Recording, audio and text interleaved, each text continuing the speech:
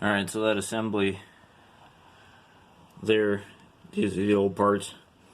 Have one of those bronze guide things on there too, an O-ring, the cup, and then there's a washer inside there, and the screw. All those are new parts came with, so I reassembled that. Again, don't over tighten it. It does have Loctite on there. I removed that last nut from the other side here, and looks like there's an O-ring down inside.